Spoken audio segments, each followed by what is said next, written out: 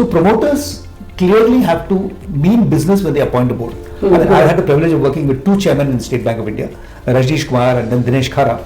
And both of them listen very carefully, will report back on what actions they have taken, and the directors are really valued. And whether it's educate girls with the mission of putting girls back in schools in tribal areas, whether it's a lighthouse where we're working now in 5 states, putting slum children, giving them aspiration, agency and skills to get So having right people on the board definitely matters. Having the right promoters, having the right leadership team and having the right independent directors. That's why I said it's a triumvirate of confidence.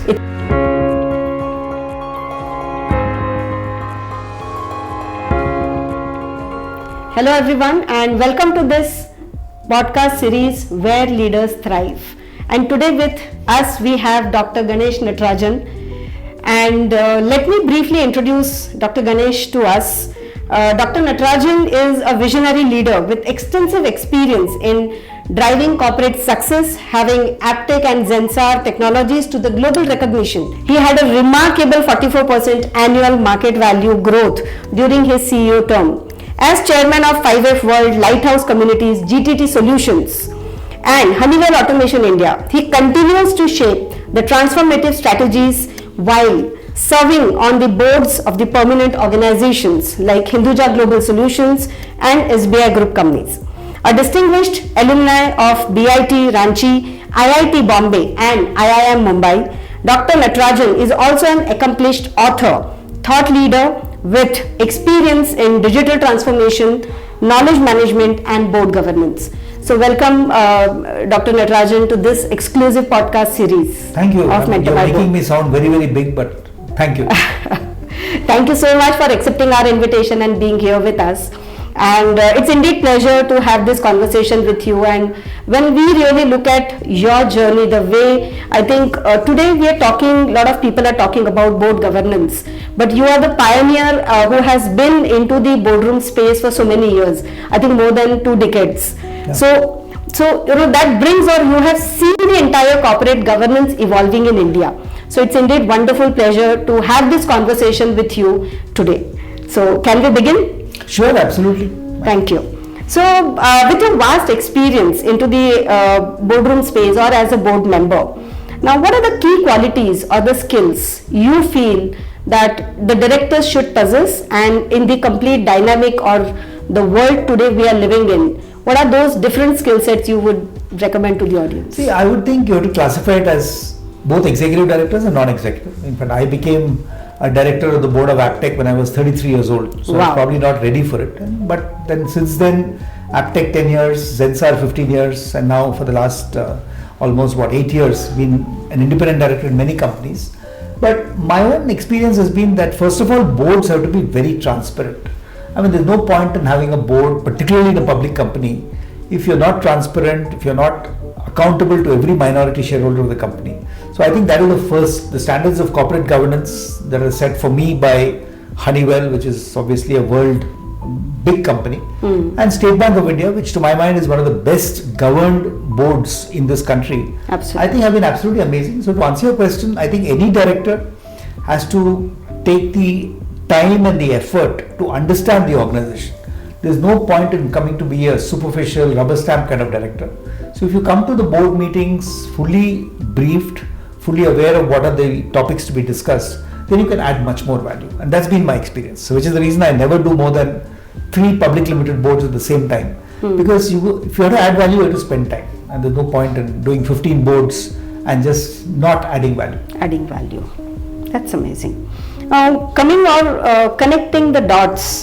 Today, a lot of SME companies are coming and going in public, where probably till yesterday they were a private limited company or even LLP or even partnerships. And today they become listed companies, and probably the reason to come to markets was only to raise funds. What would be your advice to them?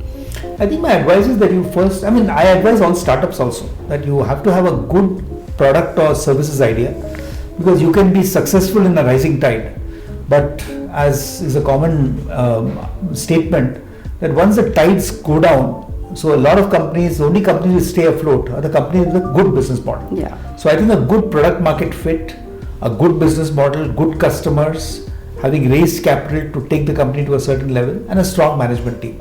if you don't have any of the above, it's too premature to go public. So I think you establish that. Some companies establish that in 2-3 years.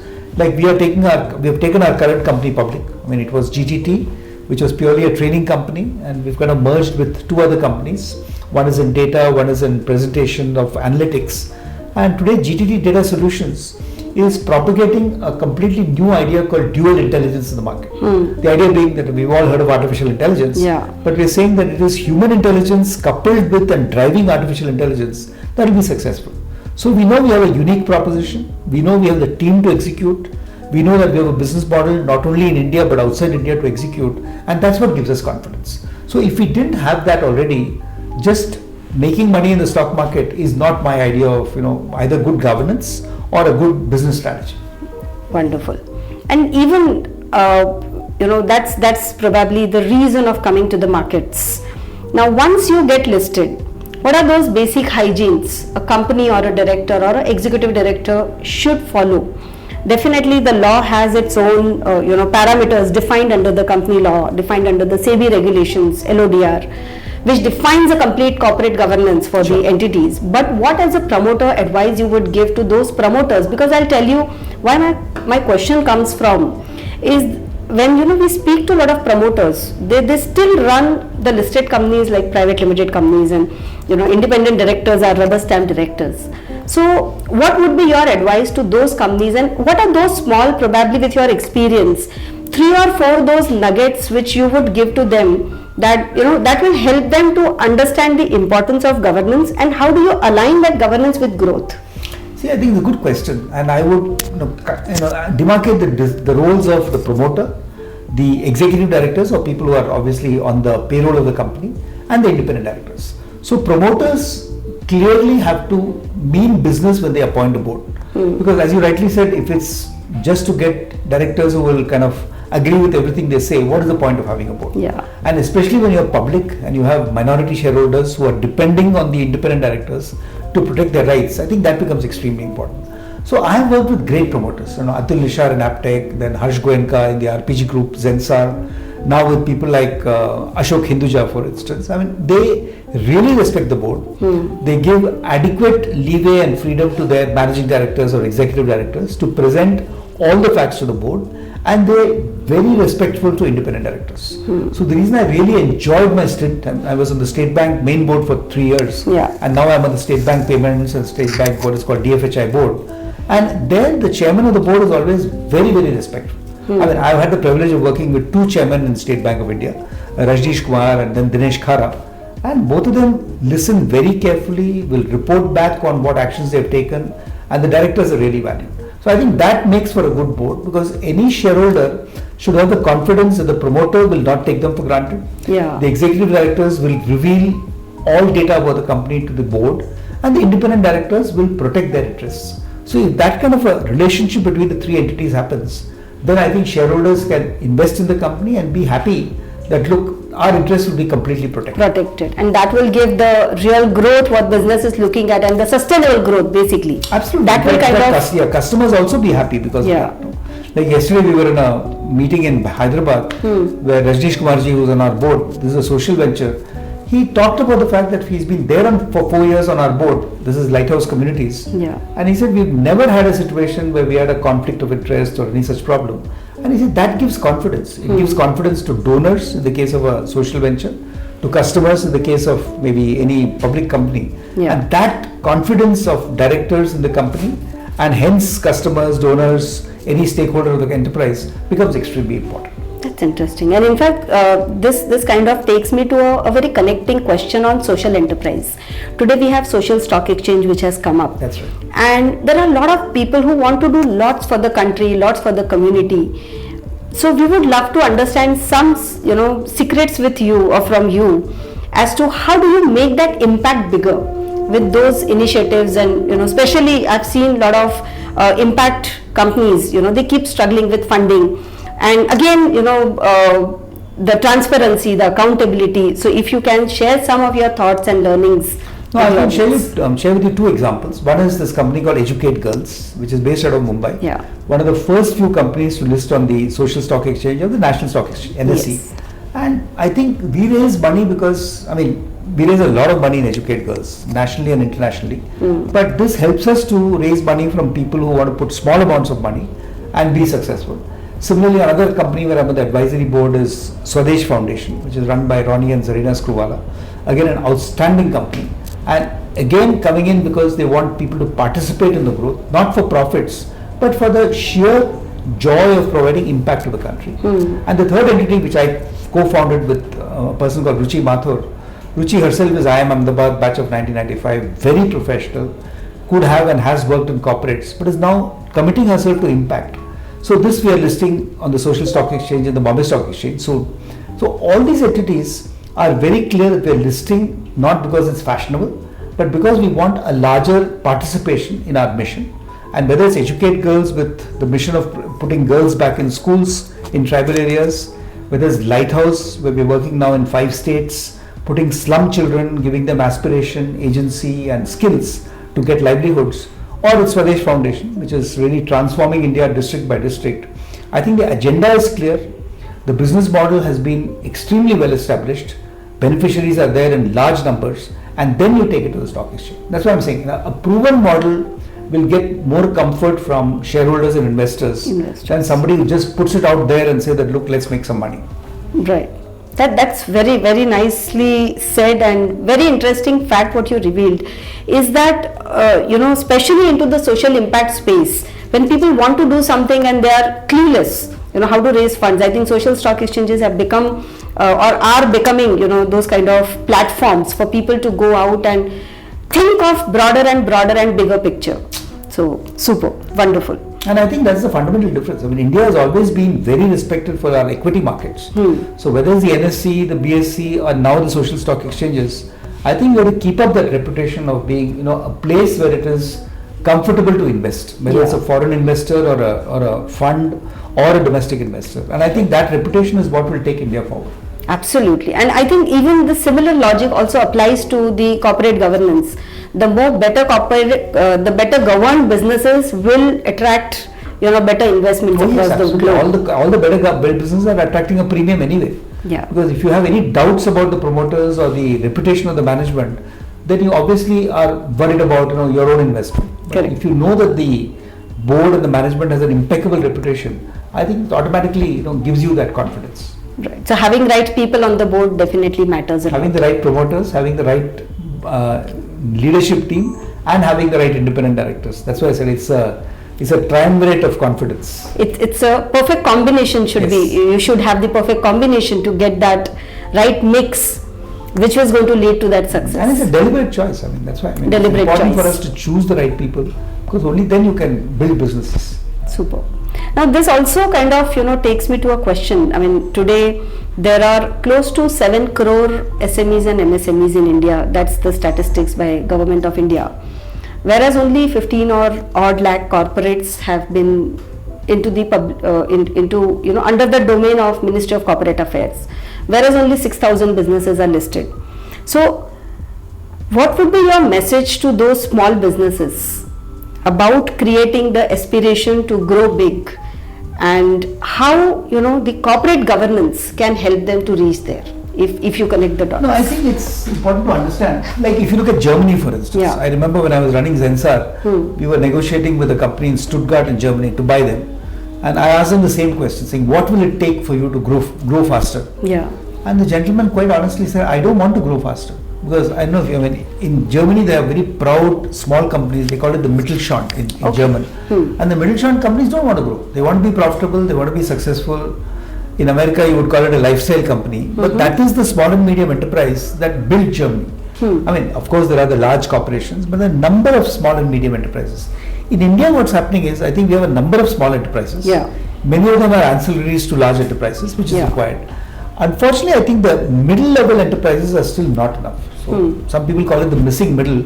So while we have a few very large enterprises and we have a large number of SMEs, I think we need to, exactly what you said, a lot of small companies have to aspire to be middle level. When I say middle level, it could be a 500 crore to a 2000 crore company. Those are the companies which will eventually build India. And to answer your question, they have to follow the same practices. Like right now I'm an investor in a company which in the next few months will go on the SME stock exchange.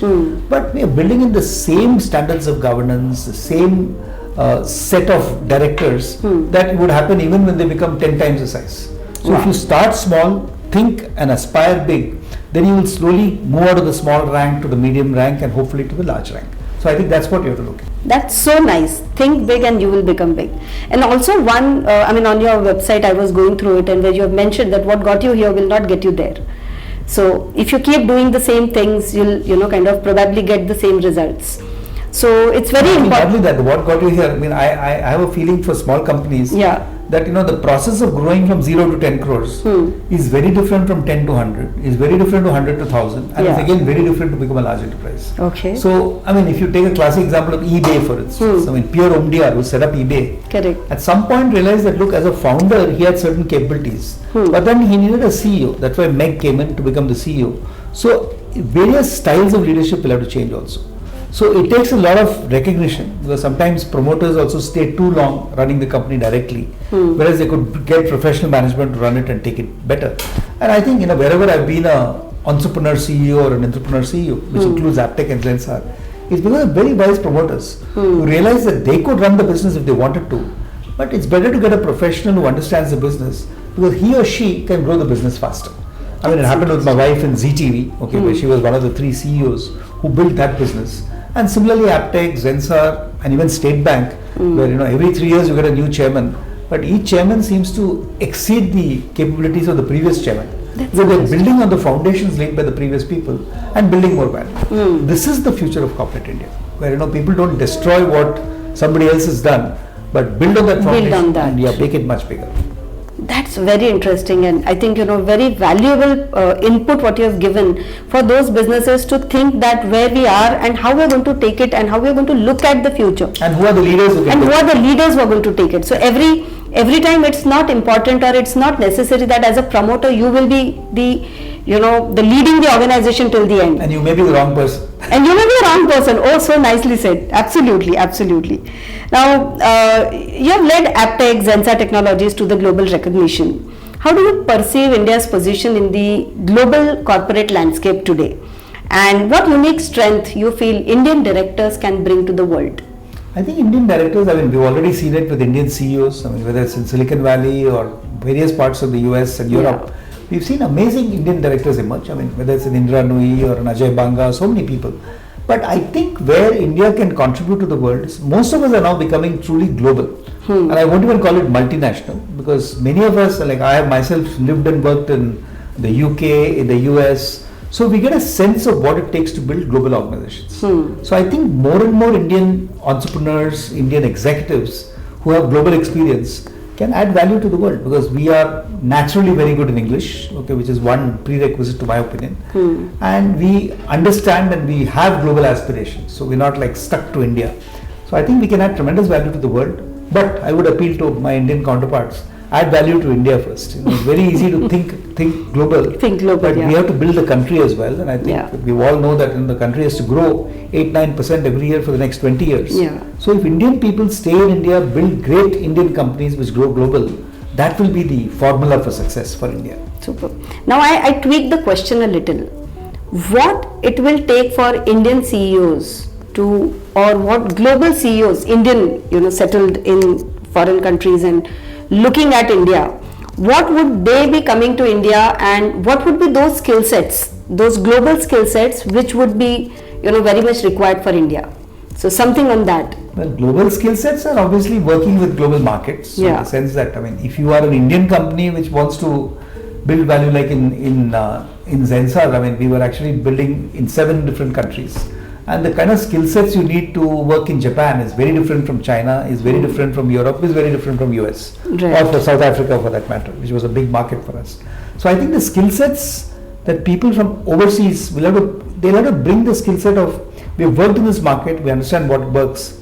At the same time, have the humility to accept that, look, what works in America may not work in Japan. May not work. Okay, and that's a very different skill set. So I think the humility of saying that, look, we have to keep learning. And we keep talking about learning agility. That, and in fact, Yuval Harari in his books have always said that every 15 years, your skill sets may have to change. So I think globally people get that level of humility. sometimes, in India, if you just build a company in India and you're very familiar with the environment, you think that what works in Mumbai or Delhi or Chennai will work everywhere in the world. But people who work globally can bring that attitude of humility and learning, and that will build great Indian organizations in the future. Wow. So I think India Inc. should see now global CEOs coming to the Indian I think boards. they're already seeing it, because even if you look at many of the industrialists, their children are being educated very well overseas. Look at people like Anand Mahindra, for instance, well educated, Harvard Business School graduate, comes back and builds such an amazing company. Ratan Tata, for that matter. So I think that process will continue, and it will be very good for India, because you have the best of global capabilities building India-based organizations, and that will really grow the corporate sector. That's amazing. So my next question comes on the people development. I think, as you said, building up or giving the legacy to the new gen or the next CEOs. What it takes for entrepreneurs or business leaders to build up the leadership and create that leadership within, or if not found within, get it from outside. So what would be your message to the founders, the promoters, the entrepreneurs to look at leadership development? If you can throw some lights on that. No, I think there are some wonderful examples of this. I mean, for instance, if you look at the Tata Group, you look at Mahindra's, within the technology sector which I come from, look at TCS, for instance, or Infosys. All these have organizations which have bubbled up leaders from within. Unilever, for instance. I mean, Hindustan Lever in India was a classic example of every chairman came from within. State Bank of India today. I think it's important. But the easiest thing in the world to do is, let's go find somebody from outside. But the minute you get somebody from outside, there's a cultural mismatch that sometimes happens. So it's best to develop people from within, but it's a process. I remember in Zensar, when we first started, there were 20 of us, and when I left, or when I retired after 15 years, 18 of the 20 were still there. So there was a continuity of leadership. But we also realized that when we grew from 400 people to 4,000 people to 8,000 people, that you have to make sure the culture is transmitted across the organization. So I still remember we kind of asked ourselves that, look, what is the skill that Indian leaders sometimes lack? And we identified 3 areas. One is that we lack sometimes connectedness. We don't make an effort to know our people better. The second one is we don't give feedback, in the sense that we wait for an annual appraisal to give feedback. And the third is what we call development planning. How do we develop them to be the next leaders? I have a favorite statement which says that leaders don't build followers. Leaders build more leaders. That's how organizations succeed. So I think if you look at it from that perspective, that the job of a leader is to build a whole new generation of leaders who will drive the next levels of growth for the organization, then you will be successful. And I think there's a very interesting case study written about what they call vision communities that we had created in Zensar. And the vision community was nothing but encouraging very young people as well as very senior people to work together to see the vision, take action, and build the future of the company. So I think if you look at people from that point of view, you'll never go wrong. But if you think that people are like a revolving door, they can come and go and you can afford 30% attrition, it's not going to work. But then I remember having a discussion with Mr. Narayan Murthy at the Ministry of External Affairs and PIC's Asia Economic Dialogue 2 years back. So I asked him the same question. He said the same thing. He said, look, when you're building a country, people have to work really hard. So today, post-COVID, we have this big thing of work-life balance. Don't get me wrong. I'm nothing against work-life balance. But people have to build their careers by working hard, working in a very committed fashion. And leaders have to role model that example. They have to really say that, look, we care for the company, we'll do whatever it takes. And then you build a cadre of people who are really, whose heart bleeds for the organization. In fact, I was talking to someone 2 days back, and we spoke about the 70 hours of work life. No, I'm not talking about the 70 hours. No, I'm just saying my experience, and what we were in the conversation we discussed was, every entrepreneur, every passionate entrepreneur will be definitely working for 12 to 15 hours a day, So that somewhere doesn't, when you're working with passion or with your full heart into what you're doing, you really don't matter. The time doesn't matter. You don't count the hours. But exactly. We don't count the hours. But definitely at the employment level, that's something where people want, that balance to be there. So what you're saying is absolutely right, that, you have to keep thinking, keep kind of doing what you're doing as a leader, and that's where the organization or build more leaders, how they're kind of plus, going to take up to the next time, level. See, like I have a practice for the last 20 years. No official meeting is ever scheduled after 6 o'clock. So if people want to work because they want to finish their work, it's fine. But they should not work saying, oh my God, my boss actually scheduled this meeting at 6:30, so I had to go home late and my wife was upset. Nothing like that. Yeah. So I think that is one. The second is, and this is something that Google practices extremely well in the US, no meeting deserves to be more than 25 minutes. In fact, in Google, if you have to have a meeting which goes more than 25 minutes, you have to actually take approval from somebody.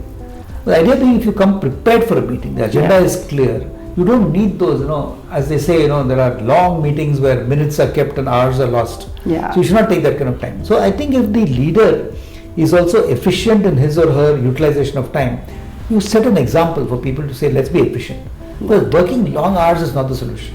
But working smart, not long, I think that is the solution. And that's how great organizations get built. Absolutely. And in fact, the same logic applies to board meetings, right? Oh, I mean, I've seen board meetings which go for, days now, even the duration has shortened a bit.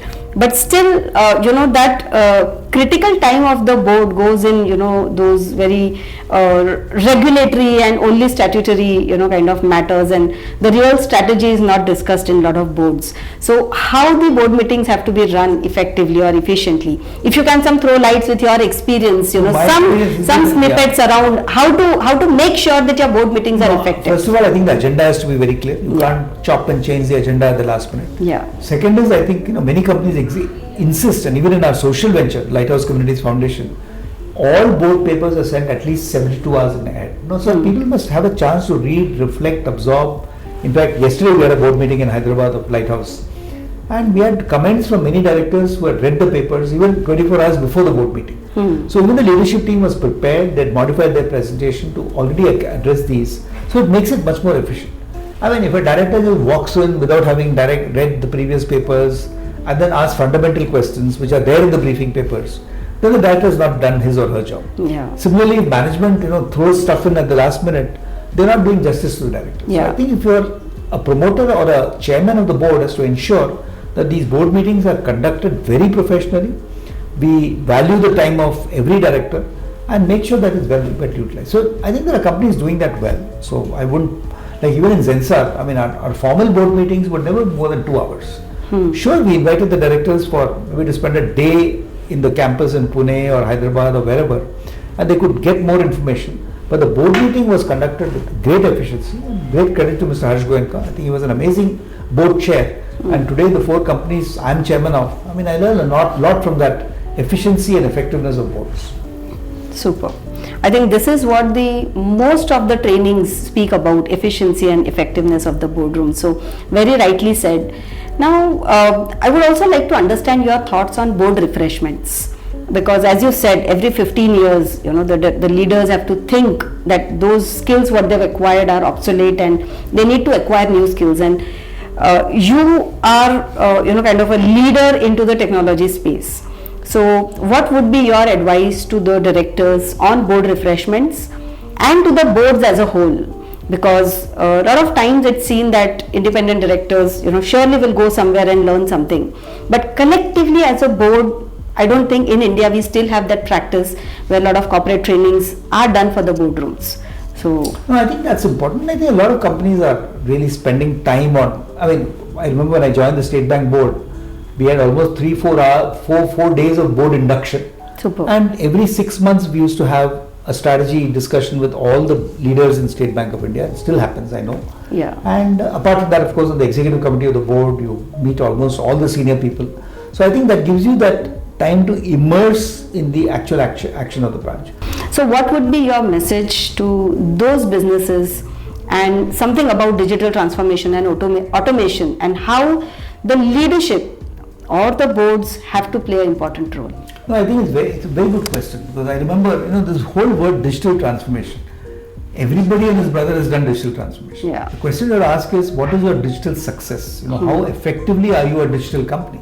Like today, a lot of people say that, look, we are primarily a digital company, and by the way, we also sell insurance, or we also do banking. Yeah. Which is very true and it's a good slogan.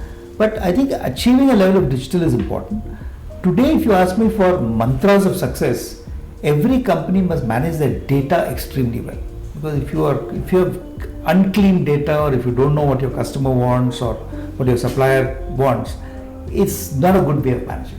Once you have the data, I think massaging the data, making sure you get good analytics, which is actionable insights into the data, that people have to look for. And the third is using tools like artificial intelligence. That's what I'm saying. For a lot of people, they still believe, AI is for tech companies. But I think AI will transform each individual, each group of people working in the organization and the organization itself. So embracing AI, using what I said earlier, dual intelligence, to make sure that people and technology coexist is going to be very important. So I think my last question to you is about the independent directors, especially your message to aspiring independent directors who say we are ready for the boardrooms, but we don't find boardrooms. And how do we get into the boards or our first board positions? So what would be your message to them? Now, first of all, I think the fact that you've got a certification does not guarantee you a place on any board. And unfortunately in India, I'm finding that independent directors tend to be a bit of a club, because if you're a good independent director on a board, people know you. Like I myself get maybe every 2 months I'll get an invitation to join a board. And most of the time I say no, because I know I cannot do justice to more than 3 or 4 independent director roles. But getting that first thing is not easy. I still remember, I think my first independent director role came through, I think they had mandated a search and they asked me whether I'd be interested. So I got much more. In fact, I actually met various members of the company over almost 4 or 5 occasions before I agreed. So the independent director also has to be picky, because if you join the wrong board, you're neither adding value to the board nor adding value to yourself. But if you join a board where the promoter, the executives are open to board ideas, I think you'll be successful. And once you're successful, it sets off the chain. That you're seen as a good independent director and people want you to be on their board. But not easy. It's easy for me to say, and in retrospect, I don't even know how so many people invite me on the board. But it's just that if you've not run a successful company and you've just taken a certification examination, just think to yourself what your skills are. Your skills could be in leadership management, it could be in finance. All those are reasons you'll get onto the board, and then keep building your skills and be a more well-rounded independent director personality. Perfect. Not easy, but has to be done. Perfect. Absolutely. Thank you so much. And you said, you don't know why people call you on board. So let me tell you, you are a brand in, yourself. And especially the way your impact, for so many years, everybody is able to see, and that's where I think you are the most sought after independent director on multiple boards. I hope so. But I think brand also has its own problem, because brands tend to talk too much about themselves. So we all have to be careful about being conscious about what the company needs and not what your ego needs. I think that's absolutely very important. But I think what value you create and what value you add to the company is more important. I hope so. I think that's the whole idea of being an independent director. Absolutely. Thank you so much for the wonderful conversation. No, thank you. I enjoyed it. Thank you. Thank you.